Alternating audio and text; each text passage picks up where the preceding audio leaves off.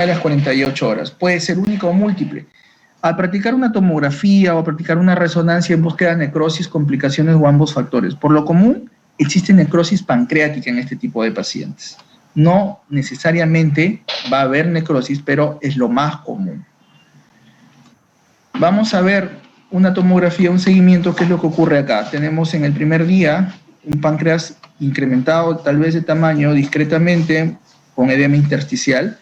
Vamos a ver al sexto día, vemos acá un componente ovalado, bien circunscrito, que puede estar en relación a necrosis, y vemos acá a los 2 meses, vemos colecciones, ¿sí?, líquidas con una fina capa en esta zona que puede estar encapsulada. Podemos estar frente a un pseudoquiste pancreático, que es parte de una complicación tardía.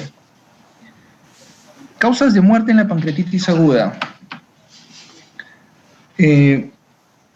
Cuando la causa de muerte es temprana, ¿no?, temprana a los 7 días, hay una respuesta inflamatoria sistémica aguda, ¿no?, y una falla multiorgánica muy marcada, ¿sí? Pero cuando la muerte es tardía del paciente, efectivamente la insuficiencia también es multiorgánica, pero está asociada a otro tipo de complicaciones, ¿no? Sepsis, producto tanto de origen intrahospitalario, ¿no?, complicaciones de algunas infecciones sobreagregadas, en este caso sobre la necrosis infectada, cirugías a veces a los cuales son estos pacientes programados, y las estancias hospitalarias largas. La pancreatitis, bueno, hasta ahí, chicos, ¿alguna pregunta? ¿Tienen alguna pregunta hasta ahí?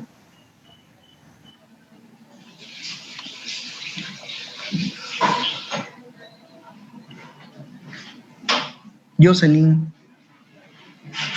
¿alguna pregunta?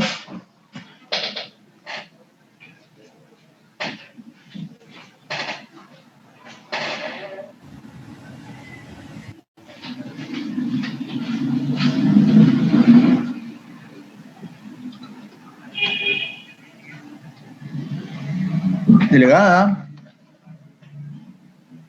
Hay una en el chat.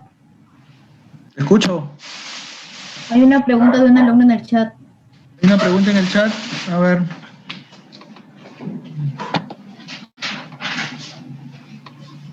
Vamos a ver.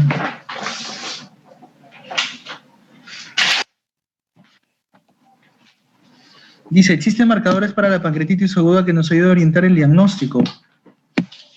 Sí, ya, dice. Ya, pero por supuesto, jóvenes, estamos hablando de que hay marcadores, ¿no? Hay marcadores como la amilasa, la lipasa, los cuales nos van a orientar hacia el diagnóstico. Hablamos de que para el diagnóstico necesitamos 2 de 3 parámetros. Un parámetro era el dolor, otra la elevación más de 3 veces su valor de la amilasa o la lipasa, y el otro alguna imagen que nos sea sugestiva, ¿correcto? Por eso, esos son los marcadores, la amilasa y la lipasa. ¿Alguna pregunta respecto a eso? ¿Cuál es mejor, tal vez? ¿En qué momento es mejor? ¿Cuándo la solicito? ¿Alguna duda?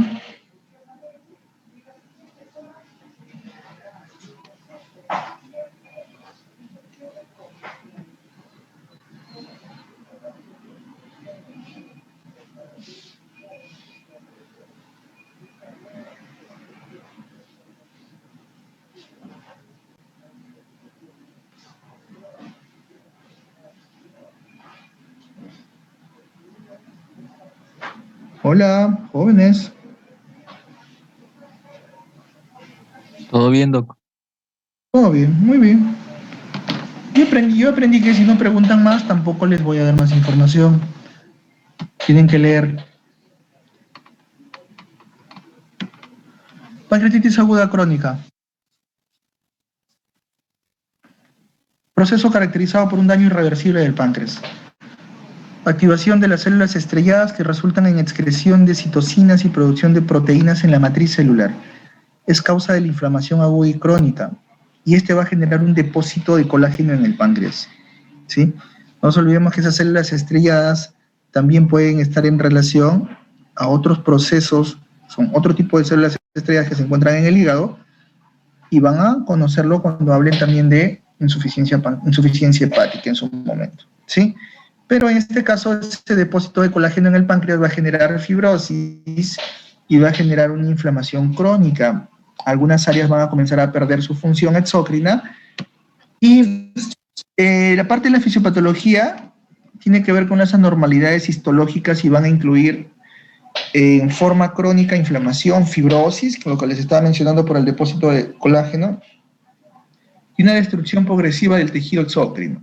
Y finalmente del endocrino. Si ya estamos hablando de que hay una destrucción progresiva del tejido exócrino y finalmente del endocrino, significa que también la función endocrina se va a ver afectada, ¿correcto? Por eso nosotros queremos que entender que en algún momento estos pacientes van a ser diabetes, ¿sí? Van a ser hiperglicemias. Tengamos en cuenta esto. La pancreatitis crónica tiene diversas causas que van a producir manifestaciones cardinales de la enfermedad como dolor abdominal, esteatorrea, pérdida de peso, que es una de las manifestaciones muy comunes, y la diabetes mellitus que acabamos de mencionar. Hay factores etiológicos de la pancreatitis crónica según la clasificación de Tigard. Hay factores metabólicos, tóxico-metabólicos, dentro de ellos fundamentalmente el alcohol. Algunos otros factores como insuficiencia renal crónica y el uso de algunos medicamentos. Algunas que pueden estar en relaciones a algunos factores genéticos, hay una lista de genes que no los voy a describir uno por uno, pero sí quiero de que los conozcan. A la vez, hay causas de origen de inicio precoz y otros de inicio tardío. Hay algunas enfermedades como el sprue tropical que también nos puede llevar a la disfunción pancreática progresiva. Se desconoce realmente el origen, ¿no? Se desconoce por qué es que en algunas personas en una línea genética muy común, falta estudiar mucho, lastimosamente está años luz de nuestra realidad para poder estudiar estos casos,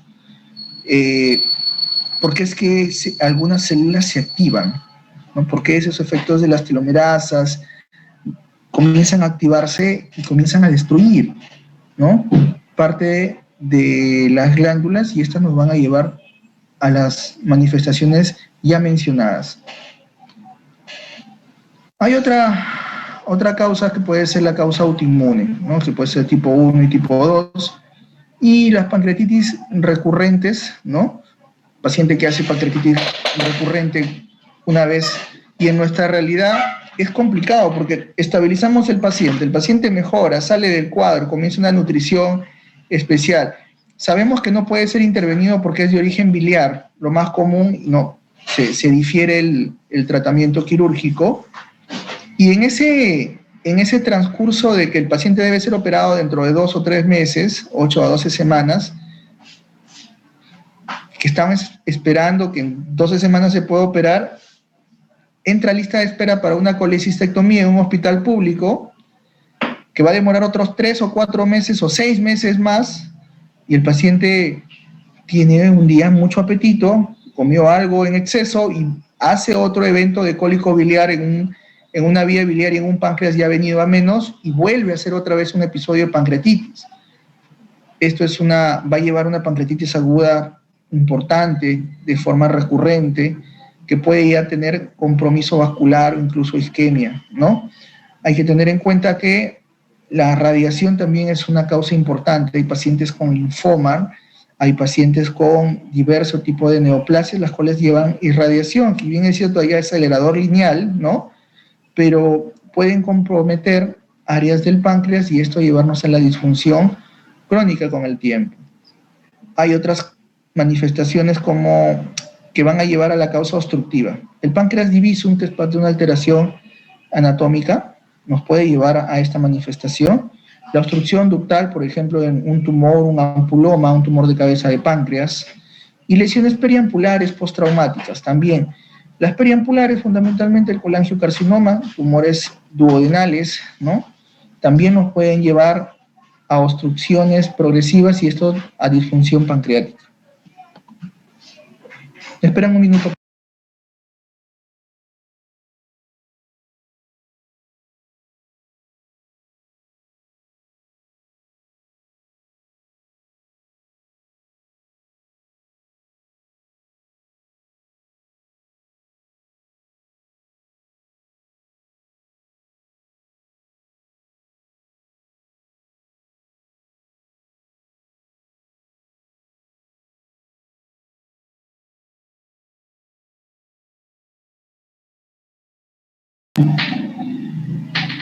Otra parte de ellas, las lesiones periampulares. Lesiones periampulares fundamentalmente cuatro. Tumores de cabeza de páncreas, tumores que corresponden a lesiones ampulares mismas, los ampulomas, tumores de origen duodenal y tumores de la vía del coledoco-distal, que pueden ser los colangiocarcinomas. Nos pueden comprometer y generar un origen obstructivo y posteriormente una insuficiencia pancreática crónica, ¿sí? Hay lesiones postraumáticas, por supuesto, ¿no? Las lesiones post-accidentes de tránsito, postraumáticas, perforaciones iatrogéneas en algunos casos por parte de algunas terapias quirúrgicas. También nos pueden llevar como consecuencia a una terapia obstructiva. Principales características de las mutaciones. Vamos a ver que las que mencionábamos tienen que ver fundamentalmente con alteraciones en la función tanto del tripsinógeno como inhibidor de la tripsina y algunos genes que van a llevar a la fibrosis quística. Lo dejo acá como algunas características que lo pueden revisar en la casa. Y los factores de riesgos implicados en el desarrollo de la pancreatitis crónica.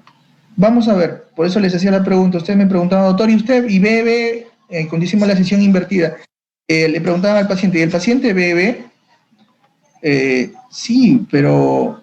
Sí bebo, pero una vez, 2 veces al día es un valor suficiente para yo sospechar, a la semana, es un valor suficiente para sospechar de que el paciente está en estado de, es alcohólico, ¿no? Una dosis suficiente para sospechar de que ese paciente pueda desarrollar con el tiempo una insuficiencia pancreática. Bueno, son puntos que hay que de todas maneras conocer, ¿sí? El riesgo de la pancreatitis, cuando hay más de 60 gramos de alcohol al día, ¿sí? La presencia de tabaco y alcohol incrementan el riesgo de pancreatitis. La etiología, como mencionamos acá, hasta 70-80% por alcohol. En otros casos podemos encontrar 10 a 20% que no se va a llegar a un diagnóstico de insuficiencia pancreática crónica. Orígenes hereditarios, hiperparatiroidismo en algunos pacientes, que es parte del conjunto de enfermedades, síndrome, ¿cómo se llama el MEN? ¿No? Neoplasia endocrina múltiple, tipo 1 y tipo 2, que puede estar en relación también a la insuficiencia pancreática crónica. Y no nos olvidemos que la hipertrigliceridemia persistente, ya sea por un origen genético, hereditario, ¿no? Pues un origen autoinmune, también nos puede llevar a una insuficiencia pancreática crónica. El uso prolongado y abundante de alcohol, hablamos de 80 gramos al día aproximadamente por 5 años, nos puede dar ciertos rasgos ya en algunos exámenes de una insuficiencia pancreática exócrina. El sexo femenino es menor que el sexo masculino, en este caso por el tipo de presentación, y la edad de inicio aproximadamente es a partir de los 35 años en algunos pacientes. En nuestra realidad, en nuestro país, usualmente está por encima de los 60.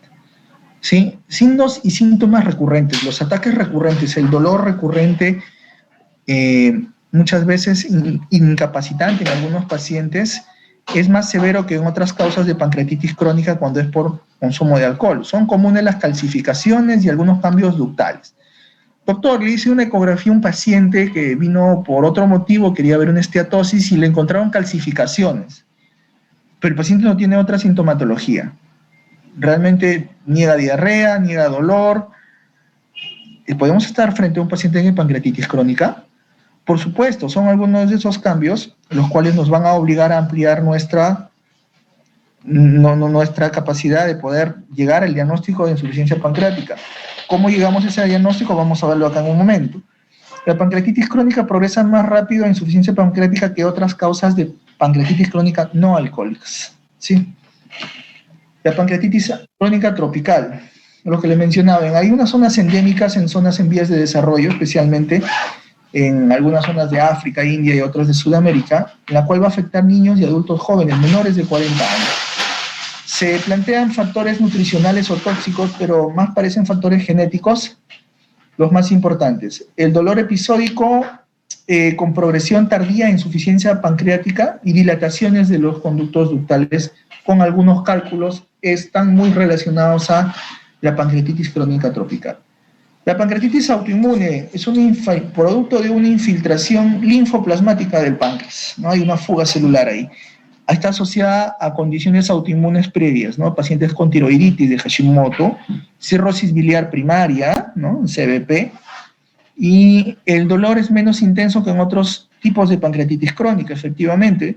Se describe clásicamente como un agrandamiento difuso pancreático, como si fuera un edema intersticial, ¿no? Un edema de páncreas, pero puede producir crecimientos localizados que van a simular neoplasia pancreática. En el laboratorio, ¿qué solicitamos, doctor? Lo más común es una hipergamaglobulinemia y un aumento de la IgG4, ¿no? Si me hacen la pregunta, doctor, ¿he visto alguna pancreatitis autoinmune?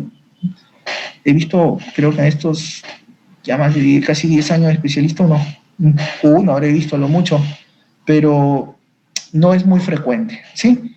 Hay que tener en cuenta que el tratamiento con corticoides también es otro factor. La pancreatitis crónica idiopática. Hasta el 30% son clasificadas como idiopáticas, no se lleva un diagnóstico.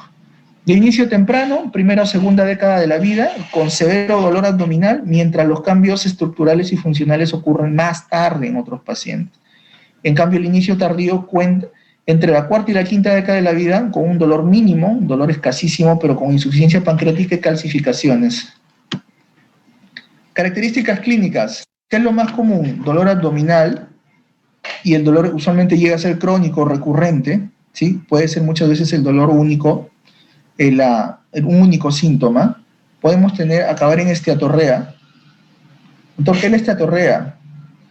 La esteatorrea es la presencia de grasa en las heces, ¿no? Y tiene un aspecto peculiar, característico, el cual flota sobre las heces, burbujeante, ¿no? Y la pancreatitis crónica severa con producción de lipasa menor del 10%. Vamos a tener en cuenta que la diabetes mellitus también es una de las características. La cetoacidosis es rara, a diferencia de la diabetes mellitus convencional, y la calcificación más común se ocurre en los pacientes con pancreatitis crónica alcohólica. Vamos a ver acá la forma de presentación. Tiene que ver fundamentalmente con el dolor, que es más llamativo. Hola, te escucho. Una consulta. Cuando usted mencionaba sobre la diabetes mellitus, ¿no era que una pancreatitis crónica puede llevar a la aparición de una diabetes con complicación de neuropatía y retinopatía? ¿O la diabetes No, es una complicación, a ver, cuando hay una pancreatitis crónica se va a alterar la función exócrina. Posteriormente, en la fase tardía, se va a alterar la función endocrina, ¿sí? Pero se va a alterar la función endocrina como la producción de insulina, ¿cierto? Ahora, esto puede estar en relación o no a algunas otras complicaciones extrapancreáticas, ¿no? Eso significa que no necesariamente el paciente va a tener, cuando tenga una pancreatitis crónica y una diabetes, problemas de retinopatía, problemas de enteropatía diabética, no, o sea, es totalmente distinto, ¿no? ¿Puede estar relacionado? Sí, como que puede que no. Ya, doctor, gracias. La evolución de la pancreatitis crónica, vamos a verla acá. La forma de presentación empieza con dolor, ¿sí? Cuando el dolor es un dolor crónico recurrente, vamos a ver cómo va aumentando las posibilidades de calcificaciones, la mala absorción que va a acabar en diarrea y posteriormente la diabetes, ¿sí? Hay que siempre conversar con el paciente de cómo se va presentando en el transcurso del tiempo las manifestaciones. Diagnóstico de pancreatitis crónica es un problema clínico desafiante, especialmente difícil de diagnosticar la pancreatitis crónica temprana, ¿sí? Hay que tener un alto índice de sospecha, definitivamente. Para llegar al diagnóstico nos basamos en una combinación de pruebas anatómicas y test funcionales.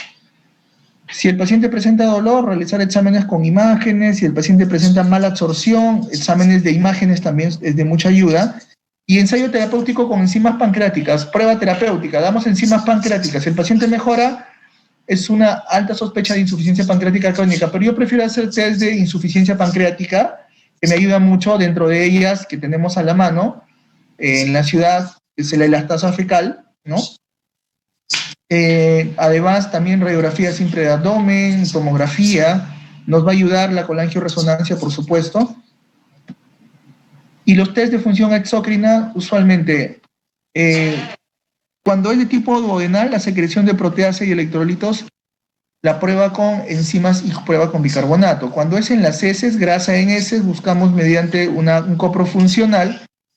Y cuando estamos frente a, nos sale negativo incluso y seguimos teniendo la sospecha, hay una medida de la secreción de proteasas, ¿sí? Mediante las pruebas de quimiotripsinógeno y la elastasa fecal en heces. En orina, la secreción de proteasas es de pancreatolauril, que esta, la verdad no la he visto, no la conozco, me llama la atención, pero en algunos otros medios debe ser usado. Hay que ver la disponibilidad. Realmente en nuestro medio lo que disponemos es elastasa fecal, valorar un coprofuncional, si es que hay grasas en heces, para valorar mala absorción. Eso es lo que usualmente tenemos en nuestro medio. La utilidad de los test diagnósticos, la tomografía para la enfermedad leve es pobre, en cambio para la enfermedad severa es muy buena. Nosotros tenemos que ver rentabilidad diagnóstica, los signos que nos puede dar la CEPRE para sospecha de enfermedad leve, ¿sí? Y también la ultrasonografía endoscópica, lo que llamamos el ecoendoscopia. La ecoendoscopia es muy bueno y es lo recomendable junto con la CEPRE para nosotros poder tener un alto grado de sospecha en caso de enfermedad leve por pancreatitis crónica. Cuando la enfermedad es tardía, todo es bueno, ¿no? Dicen, cuando ya tenemos elastasa fecal, tenemos dosaje de grasa en heces de 72 horas, ya todo es bueno, pero lo ideal es tratar de identificarlo lo más precoz posible. Vamos a ver algunas imágenes, vamos a ver acá, creo que acá hay diversas calcificaciones múltiples, ¿no? Y esta es una imagen por CEPRE. Esta es una imagen por colangioresonancia. Vemos acá un ángulo obstructivo, ¿no? Un pequeño caso clínico, varón de 60 años, antecedente de obesidad desde hace 20 años. Presenta desde hace 12 horas dolor abdominal muy severo localizado en hipocondrio derecho que se irradia a epigastrio e hipocondrio izquierdo. Miramos cómo se presenta. Vómitos de contenido alimentario, fiebre hasta 38, presión arterial 150/70, frecuencia cardíaca hasta 100 por minuto. Y tengamos en cuenta que los ruidos cardíacos están rítmicos, regulares. La parte respiratoria, nada llamativo. No hay soplos, abdomen globuloso, dolor a la palpación profunda en epigastrio, examen neurológico despierto, alerta, no déficit motor. ¿Cuál es el diagnóstico? ¿Cómo verificamos el diagnóstico y cuál es la severidad? La pancreatitis pueden ser agudas o crónicas, ¿verdad? ¿Cuál es el diagnóstico, muchachos, acá? Dolor abdominal, tenemos CIRS, sí, localizado, dolor abdominal, tenemos fiebre, tenemos frecuencia cardíaca elevada, tenemos un CIRS. Nosotros podemos estar sospechando de que es una enfermedad ulceropéptica o podemos estar frente a una pancreatitis aguda, ¿verdad? Es una de las posibilidades. Paciente de 60 años, obesidad desde hace 20 años, tiene factor de riesgo. Para mí sería una pancreatitis, una sospecha de pancreatitis aguda o un cólico biliar también, una posibilidad, una colecistitis aguda. ¿Cómo se verifica el diagnóstico? Tenemos la clínica, faltan los marcadores amilasa, lipasa y una ecografía. Nos podría ayudar bastante con un hemograma para valorar si es que hay o no hay leucocitosis. ¿Cuál es la severidad? La severidad se va a valorar si es que hay disfunción o no, ¿verdad? No veo disfunción. Sí, para mí seguiría siendo leve hasta que se demuestre lo contrario, y eso nos va a ayudar los exámenes de laboratorio, puede ser el hemograma, y para poder aplicar el test de Marshall en el caso de ser necesario mediante un análisis de gases. Conclusiones: la pancreatitis puede ser agudas o crónicas.